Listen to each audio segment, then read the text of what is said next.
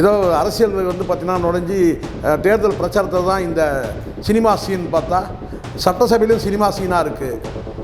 ஏங்க வாக்களித்தோம் அப்படின்ற மக்கள் வந்து வேதனை இருக்காங்க. உள்ளபடியே வந்து பார்த்திங்கன்னா ஜெயலலிதா வந்து வெர்சஸ் கலைஞர் காலகட்டத்தில் அப்படி தான் வந்துச்சு. ஒரு நாளும் வந்து நடிகைக்கு ஏன் வாக்களிச்சோன்ற அந்த வேதனை யாருக்குமே கிடையாது. அப்படி ஒரு கண்ணோட்டத்தில் மாற்றி வாக்களிக்கிறாங்க. அது பாலியல் குற்றங்கள் தொடர்பாக கேட்டாலும் பதில் இல்லை, கொலை குற்றங்கள் குறித்து கேட்டாலும் பதில் இல்லை, திட்டம் வந்து எப்போ நீங்கள் நிறைவேற்றுவீங்கன்னு சொன்னாலும் பதில் இல்லை. இப்படி தான் வந்து தாவேகா ஆட்சியில் வந்து முழுக்க முழுக்க சட்டசபையே வந்து பார்த்திங்கன்னா வந்து சினிமா போல் காட்சிப்படுத்தப்படுது. அதுக்கப்புறமா எதிர்கட்சிகளும் வந்து சினிமா குறித்து தான் அவங்க வந்து பேசுகிறாங்க. டைலாக் எப்படின்னு கேட்டிங்கன்னா, இப்போ ஒரே வார்த்தை தான் சீமானவர்கள் பல முறை சொல்லியிருக்கிறாரு. என்ன ஏன் அவங்க சரியில்லைன்னு தானே உன்னை வந்து வர வச்சுருக்கிறோம். நாங்கள் ஆட்சி மக்கள் உன்னை போட்டிருக்கிறாங்க. மக்கள் வாக்களிச்சது என்ன, இவங்க சரியில்லை, நீங்கள் சரியாக செய்வீங்கன்னா உங்களை வாக்களிக்க மக்கள் விரக்தியில் இருக்கிறாங்க. அப்போ இது என்ன நடக்கும்? அடுத்த கட்டமாக வந்து கேட்டால் அடுத்த நபர் யார், அடுத்தது யார்? மக்கள் வந்து யாரை தேடுறாங்க? சீமானவர்களை தான் தேடுறாங்க. ஏன்னா கொள்கையும் தத்துவமும் வந்து நிறைந்த ஒரு கட்சி, அதுவும் தமிழ் தேசிய கொள்கையை வந்து மூச்சாக எடுத்துக்கொண்ட கட்சி. இன்றைக்கி அரசியல் கட்சிகளே வந்து பார்த்திங்கன்னா வந்து சீமானை பொது வேட்பாளர் நிறுத்தணுன்றதுக்கு அடிப்படை காரணமே வந்து சீமானுடைய அந்த 16 ஆண்டு கால அந்த உழைப்புக்கு கிடைக்கிற அங்கீகாரம். இப்போ ஆணவ அரசியலும் அவதூறு அரசியலும் மோதிக்கிட்டு இதை வந்து பார்த்திங்கன்னா வந்து இதனால் மக்களுக்கு எந்த பயனும் கிடையாது. இதை தட்டி கேட்பதற்கு சீமான் சட்டசபைக்கு செல்வது காலத்தின் கட்டாயம்.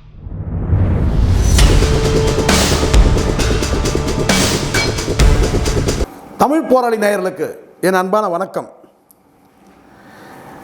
இந்த காணொளியில் இன்றைய தமிழ்நாடு அரசியலின் அவலம், அதற்கு என்ன மாற்று, என்னங்க நீங்கள் மாற்றுன்னு சொல்லிட்டு நாங்கள் வந்து விஜய் அவர்களுக்கு வாக்களிச்சுட்டு இப்போ நாங்களே வந்து வேதனையில் இருக்கிறோம். காரணம் என்னென்னா, முழுக்க தமிழ்நாடு அரசியலே சினிமாவாக மாறிடுச்சு அப்படின்னு சொல்லக்கூடிய சூழல் தான் இன்றைக்கி இருக்குது. எல்லாமே வந்து காட்சிப்படுத்தப்படுது. ஏதோ அரசியல் வந்து பார்த்திங்கன்னா நுழைஞ்சி தேர்தல் பிரச்சாரத்தில் தான் இந்த சினிமா சீன் பார்த்தா சட்டசபையிலும் சினிமா சீனாக இருக்குது. ஏங்க வாக்களித்தோம் அப்படின்ற மக்கள் வந்து வேதனை இருக்காங்க. உள்ளபடியே வந்து பார்த்திங்கன்னா கடந்த ஆட்சியில் வந்து காமராஜர் ஆட்சியை பார்த்துருக்குறோம், அண்ணா ஆட்சியை பார்த்துருக்குறோம், அதுக்கு பிறகு வந்த கலைஞர் ஆட்சியை பார்த்துருக்குறோம், எம்ஜிஆர் ஆட்சியை பார்த்துருக்குறோம், ஜெயலலிதா ஆட்சியை பார்த்துருக்குறோம், எடப்பாடி பழனிசாமி, முக ஸ்டாலின், இவ்வளோ பேர் ஆட்சியை பார்த்தாலும் கூட 2 சினிமா துறையை சேர்ந்த 20 சினிமா துறைன்றது 3 பேர். ஆனால் நடிகர்ன்ற அந்த முறையை பார்த்திங்கன்னா எம்ஜிஆர் அவர்கள் நடிகர், அதுக்கப்புறம் ஜெயலலிதா அவர்கள் நடிகை. அப்படி இருக்கும்போது எந்த நாள்லையுமே வந்து எம்ஜிஆர் வந்து ஒரு நடிகர், அந்த நடிகருக்கு நம்ம ஏன் வாக்களிச்சிட்டோன்ற மக்கள் வந்து ஒரு நாளும் வந்து வருத்தமாக வேதனையாக பட்டதில்லை. ஏன் ஆட்சி மாற்றங்களை கொடுத்து, அதாவது அதிமுக ஆட்சியை வீழ்த்தி திமுக ஆட்சியை கொண்டு வந்த அந்த மக்கள் கூட ஏன் வந்து நடிகைக்கு வாக்களிச்சோன்ற அந்த சிந்தனை, அந்த மாதிரியான எண்ணம் வரல. ஆட்சி நிர்வாகம் சரியில்லை, ஆட்சி மாற்றம் கொடுக்குறாங்க. அப்போ அதே மாதிரி தான் திமுக ஆட்சியும் அதிமுக ஆட்சியும் மாறி வந்து ஜெயலலிதா அவர்களுடைய காலகட்டத்தை ஜெயலலிதா வந்து வெர்சஸ் கலைஞர் காலகட்டத்தில் அப்படி தான் வந்துச்சு. ஒரு நாளும் வந்து நடிகைக்கு ஏன் வாக்களிச்சோன்ற அந்த வேதனை யாருக்குமே கிடையாது. அப்படி ஒரு கண்ணோட்டத்தில் மாற்றி வாக்களிக்கலை. அதிமுக என்ற கட்சி கடந்த ஆட்சி முறை ஊழல், லஞ்ச லாபணிகள், ஏழை எளிய மக்களை வந்து கண்டுக்காமல் விட்டது. அப்படி தான் வந்து ஆட்சி மாற்றம் வந்து மாறி நடந்திருக்கு. ஆனால் எம்ஜிஆர் ஆட்சிகளில் ஆட்சி மாற்றமே நடக்கலை. ஏன்னா அவர் உயிரோடு இருக்கிற வரைக்கும் அவர் தான் வந்து முதலமைச்சர் இருந்தார். அப்போவும் ஒரு நாளும் வந்து மக்கள் வந்து ஒரு நடிகனுக்கு வாக்களிச்சுன்ற அந்த சிந்தனையே, அந்த எண்ண ஓட்டமே மக்களுக்கு இல்லாமல் இருந்துச்சு. இதுதான் மிகப்பெரிய ப்ளஸ். எம்ஜிஆர் அவர்களுக்கும் ஜெயலலிதாவுக்கும் ஒரு நடிகைக்கு வாக்களிச்சிட்டமேனு வந்து ஒரு வருத்தமோ வேதனையோ என்றைக்குமே பட்டதே கிடையாது. எம்ஜிஆர் அவர்கள் ஆட்சியிலும் சரி, ஜெயலலிதா அவர்கள் ஆட்சியும் சரி. ஆனால் இன்றைக்கி தாவேகா ஆட்சி வந்து 40 நாட்கள் தாங்க ஆகுது. இந்த 40 நாட்களில் வந்து பார்த்தீங்கன்னா ஏன் வந்து வாக்களித்தோம், இந்த ஒரு நடிகருக்கு ஏன் வாக்களிச்சோன்ற அந்த எண்ணம் வந்து மக்கள்கிட்ட பரவலாக பேசப்படுது. இங்கே 1000 பூசி முழுகலாம். எப்பயுமே ஆட்சி அதிகாரத்தில் இருந்தாங்கன்னா அவங்களுக்கு ஆதரவாக பேசுகிறதுக்கு ஒரு கூட்டம் கிளம்பி வரும், முட்டு கொடுக்கும், எல்லாம் பண்ணலாம். ஆனால் சாதாரண மக்கள்கிட்ட என்ன மனநிலையில் இருக்கிறாங்க? ஏன்னா சட்டசபையில் எதிர்க்கட்சி தலைவர்கள் கேட்கக்கூடிய கேள்விகள் எல்லாம் மக்களுக்கு வந்து மக்களுடைய எண்ணங்களை கேள்வி கேட்டாலும் கூட சரி, அதுக்கான பதிலே இல்லை. அது பாலியல் குற்றங்கள் தொடர்பாக கேட்டாலும் பதில் இல்லை, கொலை குற்றங்கள் குறித்து கேட்டாலும் பதில் இல்லை, திட்டம் வந்து எப்போ நீங்கள் நிறைவேற்றுவீங்கன்னு சொன்னாலும் பதில் இல்லை. இப்படி தான் வந்து தாவேகா ஆட்சியில் வந்து முழுக்க முழுக்க சட்டசபையே வந்து பார்த்திங்கன்னா வந்து சினிமா போல் காட்சிப்படுத்தப்படுது. அதுக்கப்புறமா எதிர்க்கட்சிகளும் வந்து சினிமா குறித்து தான் அவங்க வந்து பேசுகிறாங்க. டைலாக் எப்படின்னு கேட்டிங்கன்னா, சினிமா குறித்து தான் வந்து அவங்களுடைய வசனங்களே இருக்குது. அதாவது நான் சொல்லக்கூடிய வசனங்கள் என்பது சபை பேச்சுக்கள் சொல்கிறேன். அப்படி தான் பாருங்கள், நமக்கே சினிமா அந்த வார்த்தைகள் வருது பாருங்கள், வசனம் சொல்லிட்டு வருது. வசனம் இல்லை, உள்ளபடியே வந்து பார்த்திங்கன்னா சட்டசபை பேச்சுக்கள் எப்படி அமையுதுன்னு பாருங்கள். புஷ்பா படபாணி, ரீலு, அட்லி, ஸோ இப்படி தான் வந்து பேசப்படுது.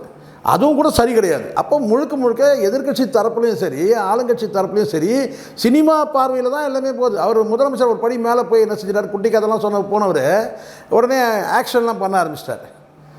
இது வந்து ஒரு மெச்சூரிட்டி, ஒரு பக்குவமான ஒரு இம்மெச்சூர்டுன்னு யாரோ சொன்னாங்க இல்லையா, நம்ம கர்நாடகாவில் இருக்கிற அந்த முதலமைச்சர் சொன்னார் பாருங்க, இம்மெச்சூர்டுன்னு.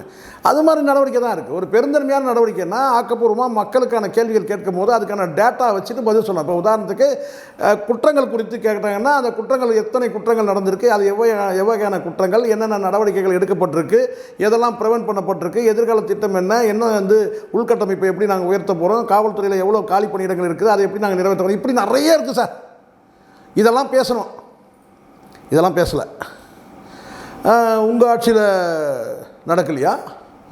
நீங்கள் ஊரை அடித்து ஓலையில் போட்டீங்க, கொள்ளை அடிச்சிங்க, பார்ட்டி ஃபண்டு கலெக்ட் பண்ணீங்க அப்படின்னு சொல்லி ஆட்சிக்கு வந்து பார்த்தீங்கன்னா வந்து ஒரு உறுதியான ஒரு ஆதாரம் இல்லாத வந்து ஒரு மேடை அரசியலில் பேசுவாங்கள்ல, அந்த மாதிரியான பேச்சுகள் இருந்துச்சு. இப்போ ஒரே வார்த்தை தான் சீமானவர்களோட பல முறை சொல்லியிருக்கிறாரு. என்ன ஏன் அவங்க சரியில்லை தானே உன்னை வந்து வர வச்சுருக்கிறோம் நாங்கள், ஆட்சி மக்கள் உன்னை போட்டிருக்கிறாங்க, மக்கள் வாக்களிச்சது என்ன, இவங்க சரியில்லை, நீங்கள் சரியாக செய்வீங்கன்னா உங்களை வாக்களித்தாங்க. மீண்டும் மீண்டும் திருப்பி வந்து பார்த்தீங்கன்னா உங்கள் ஆட்சியில் எப்படி நடந்தேன்னு சொன்னால் அப்போ அந்த இடத்துல வந்து ஆளுங்கட்சிகள் இரண்டுமே வந்து பார்த்தீங்கன்னா வந்து கோழன்னு ஆகிறாங்க. ஏன்னா அவங்க ஆட்சி அதிகாரத்தில் இருந்தபோது அவங்க ஏகப்பட்ட முறைகேடுகள், ஊழல் வழக்குகள், லஞ்ச லாவணி இதெல்லாம் இருந்ததுனால அவங்க என்ன செய்கிறாங்கன்னா பதிலே சொல்ல முடியாது, கோழன்னு ஆகிறாங்க. உடனே வெளிநடப்புன்ற அந்த ஆயுதத்தை கையில் எடுத்துக்கிறாங்க. இதான் நடக்குது. உள்ளபடியே அங்கே வந்து பார்த்திங்கன்னா இந்த சட்டசபை வந்து பார்த்திங்கன்னா ஒரு காட்சிப்படுத்தாமல், ஒரு சினிமா மாதிரி இல்லாமல், ஒரு இயல்பாக ஒரு உணர்வுபூர்வமாக மக்கள் பிரச்சனைகளை விவாதிக்கக்கூடிய ஒரு மேடை வந்து எவ்வளோ கண்ணியமாக நடத்தப்படணும், அது இருக்கான்னா இல்லை. கடந்த ஆட்சியில் பல உதாரணங்கள் இருக்குது. ஆனாலும் அது வந்து தற்செயலாக திடீர்னு ஒரு சூழ்நிலையில் நடந்துடும். பல கலைபுரங்களுக்கு வந்து சட்டசபையில் நடந்திருக்கு. ஆனால் இப்போ அப்படி கிடையாது. ஸ்மூத்தாக அமைதியாக தானே வந்து சில கேள்விகள் கேட்கப்படுது. அதுக்கு அமைதியான முறையில் பதில் சொல்லணும்.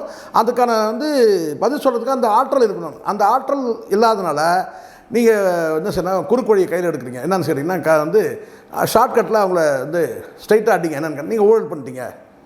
இதெல்லாம் வந்து ஒரு பொது மேடையில் பேசக்கூடிய அந்த பேச்சுக்கள் தான். சட்டசபைக்குன்னு ஒரு மாண்பு இருக்குது, சட்டசபைக்குன்னு ஒரு முறை வந்து ஒரு மரபு இருக்குது. அதெல்லாம் பின்பற்றவே இல்லை.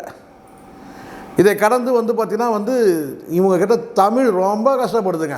ரொம்ப கஷ்டப்படுது. தமிழை நேசிக்கிறவங்க ரொம்ப கஷ்டம். நான் கூட உள்ளபடியே சொல்கிறேன், நீங்கள் தூய தமிழில் பேசணும்னு அவசியம் இல்லை. நடைமுறை தமிழே நீங்கள் பிழை இல்லாமல் பேசலாம். நடைமுறை தமிழ் ஆங்கிலம் கலக்காமல் பேசலாம். அப்படி இருக்குது. ஏன்னா சபைக்குன்னு ஒரு மரபு. இப்போ நாம் இங்கே பேசுகிறோம், அது வந்து ஒரு பொது இடத்துல டீ கடையில் பேசுகிறோம், அது வேறு. 1-2 வார்த்தைகள் ஆங்கிலத்தை கலந்துக்கணும்னா அது வேறு. ஆனால் சபையில் பேசும்போது கடந்த ஆட்சி காலத்தில் அதிமுக ஆட்சி காலத்தில் தமிழ் மொழி தெரியாதவர்கள் கூட, ஏன் தாய்மொழியே வந்து தெலுங்கு மொழி இருந்தாலும் சரி, மலையாளம் இருந்தாலும் சரி, சபையில் வந்து பேசும்போது தமிழ் வந்து சரியான தமிழை வந்து உச்சரிப்பாங்க. தூய தமிழ் இல்லைனாலும் கூட, இலக்கிய தமிழ் இல்லைனா கூட சரியான தமிழை வந்து அங்கே உச்சரிப்பாங்க. இப்போ இங்கே அப்படி கிடையவே கிடையாது. எல்லாம் நம்பர்ஸ் எல்லாம் ஆங்கிலத்தில் தான் சொல்கிறாங்க. தமிழே நம்பர் எண்ணிக்கைக்கு வந்து தமிழே இல்லாத மாதிரி இப்படி தமிழ் வந்து பார்த்திங்கன்னா மெல்ல இனிஸ் ஆகலை. இவங்க வேகமாக வந்து கழுத்தை நெடிக்கிறாங்க தமிழை. அப்படி தான் இருக்குது. குறைஞ்சபட்சம் நீங்கள் நடைமுறை தமிழாவது பேசணும், ஆங்கிலம் கலக்காமல் பேசணும். முடிஞ்ச வரைக்கும் ஆங்கிலத்தை தவிர்க்கணும். ஆனால் இப்போ வந்து பார்த்திங்கன்னா இன்னும் கொஞ்ச நாள் போனால் பெரும்பாலும் வந்து ஆங்கிலத்தில் தான் பேசுவாங்க போல. அப்படி தான் இருக்குது. அப்போது இங்கே ஒரு பக்கம் வந்து ஒரு சினிமாத்தனமாகிடுச்சு, ஒரு பக்கம் தமிழ் வந்து பார்த்திங்கன்னா ஒரு முன்னுரிமை இல்லை. அதை கடந்து வந்து பார்த்திங்கன்னா வந்து பல்வேறு குற்றச்சாட்டுகளுக்கு பதிலே சொல்லவே இல்லை. இதெல்லாம் பார்க்கும்போது மக்கள் வந்து ஒரு விரக்தியான நிலையில் வந்து பார்த்திங்கன்னா இந்த ஆட்சி மீது ஒரு என்ன சொன்ன, முன்னாடிலாம் வந்து 1 வருடம் முடிஞ்ச பிறகு தான் ஆட்சிக்கு எதிரான மனநிலை வரும். இப்போ அப்படி இல்லை. எனக்கு தெரிஞ்சு நான் நினைக்கிறேன் வந்து ஒரு 15லேருந்தே இந்த ஆட்சிக்கு எதிரான மனநிலையில் மக்கள் ஒரு நாளும் வந்து கடக்க தொடங்கிட்டாங்க. காரணம் அதுக்கு வந்து மின்வெட்டு. இன்றைக்கி தினம் வந்து பார்த்திங்கன்னா ஒரு ஸ்டுடியோவில் போயிட்டு நான் ஒரு மணி நேரம் காத்திருந்தேங்க. ஒரே ஒரு அரை மணி நேரம் இன்டர்வியூக்கு 1 மணி நேரத்துக்கு மேலே நான் காத்திருந்தேன். அதுக்கு பிறகு அரை மணி நேரம் முடிச்சு. காரணம் கேட்டால் வந்து மின்சாரம் விட்டு நேற்றைய தினம் வந்து 40 நிமிஷம் இருந்தேன். கரண்ட் இல்லை. அப்போ எவ்வளோ தொழில்கள் வந்து பாதிக்கப்படும் பாருங்கள். பகல் நேரத்தில் வந்து மின்சாரம் துண்டிக்கப்பட்டால் தொழில்கள் பாதிக்கப்படும், இரவு நேரத்தில் வந்து மின்சாரம் பாதிக்கப்பட்டால் பாதுகாப்பு பிரச்சனைகள் ஏற்படும். ஸோ இப்படி வந்து பார்த்திங்கன்னா வந்து இது போன்ற வந்து ஒரு மக்கள் வந்து வாழ்வாதாரம் குறித்து கேள்வி கேட்டால் கூட அவங்ககிட்ட பதில் இல்லை. அப்படி தான் இந்த அரசு இருக்குது.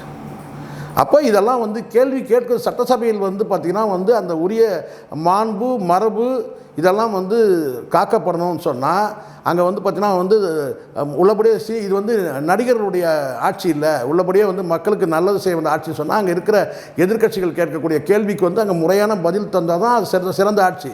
இன்றைக்கி சில நடிகர்கள் வந்து முட்டுக் கொடுக்க வராங்க, இது சரி அது சரி. ஆனால் இது காலப்போக்கில் என்னான்னு கேட்டால் இதுதான் வந்து வழக்கமான நடைமுறை சட்டசபையில்ன்ற மாதிரி ஆகிடும். உள்ளபடியே இந்த ஆட்சியில் இருக்க முதல்ல செய்ய வேண்டியதே வந்து சட்டசபை மாண்பு மரபு காப்பாற்றப்படணும். பொது மேடையில் பேசுகிறது வேறு, சட்டசபையில் பேசுகிறது வேறு. இதை கூட புரிஞ்சிக்காமல் வந்து பேசுகிறாங்க. இது வந்து நல்லது இல்லை. எந்த சூழலையும் ஒரு நடிகனுக்கு வந்து வாக்களிச்சிட்டோம்னு சொல்லிட்டு எம்ஜிஆர் காலத்திலும் ஜெயலலிதா காலத்திலும் அப்படி நினச்சதே கிடையாது. இப்போ வந்து பார்த்திங்கன்னா மக்கள் அப்படி நினைக்கிறாங்க. இது வந்து ஆரோக்கியமான அரசியலுக்கு வழிவகுக்காது. இந்த இடத்துல வந்து பார்த்திங்கன்னா தவிர்க்க முடியாமல் ஒரு காலத்தின் கட்டாயமாக தான் இன்றைக்கி வந்து பார்த்திங்கன்னா மெல்ல மெல்ல மக்கள் வந்து இப்போ தேட ஆரம்பிச்சிட்டாங்க. இதுக்கு முன்னாடி வந்து பார்த்திங்கன்னா வந்து திமுக வந்து சலிப்பு ஏற்படுதுன்னா வந்து உடனே அதிமுக சரியில்லையா திமுக இப்படி மாறி மாறுது. இப்போ இது ரெண்டுமே தவிர்த்துட்டு மூன்றாவதாக ஒரு கட்சி தான் வந்து ஒரு அப்படியான ஒரு எதிர்ப்பு அலையிலையும் விஜய் அவர்களுடைய சினிமா நடிகர் என்ற அந்த அலையும் திமுக திராவிட கட்சிகள் மீதான எதிர்ப்பு அலையும் ஒன்றா சேர்த்து தான் இன்றைக்கி வந்து இந்த ஆட்சி அமைஞ்சதுக்கு காரணமே. இப்போ இந்த ஆட்சியும் சரியில்லை வந்து மக்கள் வந்து ஒரு விரக்தியில் இருக்கிறது உண்மை. மக்கள் விரக்தியில் இருக்கிறாங்க. அப்போ இது என்ன நடக்கும்? அடுத்த கட்டமாக வந்து கேட்டால் அடுத்த நபர் யார், அடுத்தது மக்கள் வந்து யாரை தேடுறாங்க? சீமானவர்களை தான் தேடுறாங்க. ஏன்னா கொள்கையும் தத்துவமும் வந்து நிறைந்த ஒரு கட்சி, அதுவும் தமிழ் தேசிய கொள்கையை வந்து மூச்சாக எடுத்துக்கொண்ட கட்சி. கிட்டத்தட்ட ஒரு 16 ஆண்டு காலம் வந்து சீமானுடைய உழைப்பு இந்த வந்து மண்ணில் விதைக்கப்பட்டிருக்கு. அப்போ இங்கே மக்கள் வந்து தேடக்கூடிய ஒரே தலைவர் வந்து இன்றைக்கி சீமான். இன்றைக்கி அரசியல் கட்சிகளே வந்து பார்த்திங்கன்னா வந்து சீமானை பொது வேட்பாளர் நிறுத்தணுன்றதுக்கு அடிப்படை காரணமே வந்து சீமானுடைய அந்த 16 ஆண்டு கால அந்த உழைப்புக்கு கிடைக்கிற அங்கீகாரம். மற்ற அரசியல் கட்சிக்கு இன்றைக்கி வந்து பார்த்திங்கன்னா வந்து சீமானை பொது வேட்பாளர் நிறுத்தலாமான்ற அந்த எண்ணம், அந்த கேள்வி, அந்த சிந்தனை எதனால் கேட்டிங்கன்னா 16 ஆண்டு காலம் வந்து சீமான் அவர்கள் வந்து இந்த தமிழ்நாட்டுக்கும் தமிழ் தேசியத்துக்கும் செய்த தியாகமும் அந்த மக்களுக்கான அந்த அறப்போராட்டங்களும் தான் வந்து அடிப்படை காரணம். இது ஒரு அங்கீகாரமாக வந்து இன்றைக்கி வந்து ஒரு பொது வேட்பாளர். ஆனால் சீமான் என்ன முடிவெடுப்பார்ன்றது எனக்கு தெரியாது. ஆனால் இந்த நிலை அடுத்த கட்டமாக வந்து பார்த்திங்கன்னா இன்றைக்கி அரசியல் கட்சிகள் தேடுது, நாளை மக்களும் தேடுவார்கள். இன்றைக்கே மக்கள் தேட ஆரம்பிச்சிட்டாங்க.